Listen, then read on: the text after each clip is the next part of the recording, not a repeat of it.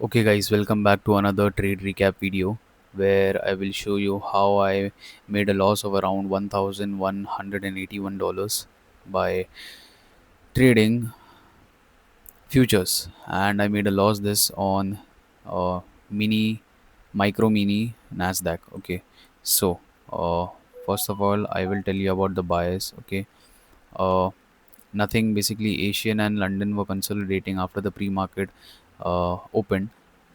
Price came down, swept out Asian lows as well as London lows. Okay, and according to my bias, I thought we are going to be bullish today, and I we will see, take out all of these low resistance highs.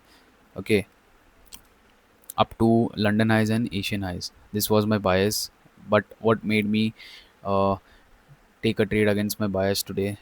I will tell you. Okay, see, market made a 5 minute manipulation. Okay, on basically as you can see here on a 5 minute time frame, market opened.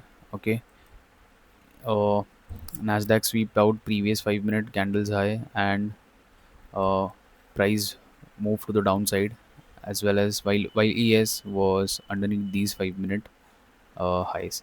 Okay, and Nasdaq was slow, and because Nasdaq was so close by taking out this Monday Asian lows, I thought, okay, we are just giving a retrace to the upside, and after making, and after filling out this 5 minute gap and the equilibrium, we will most probably come down, take out Asian lows, okay, of Monday, and then we can start moving to the upside. So even though I knew I took a trade against my bias, I have no regrets on it because I followed my plan. I followed my, each and every confluence. Just the thing I didn't, end up taking a trade according to my bias.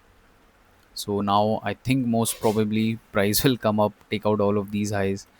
Maybe from here we can see some good moves to the upside, or maybe, tomorrow is Friday, and like today was supposed to be CPI data, but it is not coming out anymore. Okay, and US government, Trump officially signed the document to end this shutdown. So let's see, and obviously we are waiting for the CPI data and all of the important datas. Okay, it's been so long.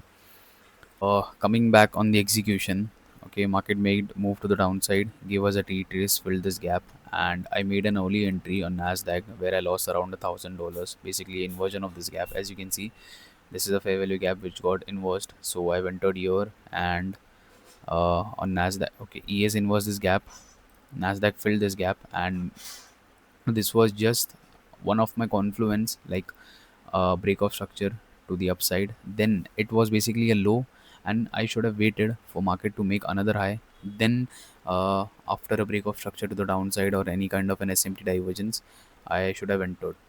But I lost around $1,000 on this, 71 points move.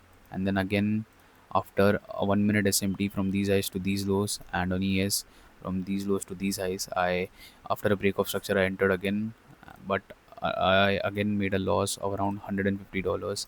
So I cannot take more trades, any more trades today, because the daily limit loss is of $1,250, and I made a loss of around $1,181. So no worries. Let's see what we can get for tomorrow, Friday. Okay, I will try to take trades based on my bias rather than thinking, okay, like just what I did today. I thought that market will come down, sweep out these lows, then again may give us a move to the upside, but it didn't. So I will try to follow my bias from tomorrow onwards, each and every confluence as well, and let's see what happens. Okay, so 1200, almost a $1,200 loss on the day. No worries, no regrets. I will come back stronger. If you guys like this video, then subscribe to my YouTube channel and become a part of my trading journey. I will guys see you in my next video. Take care.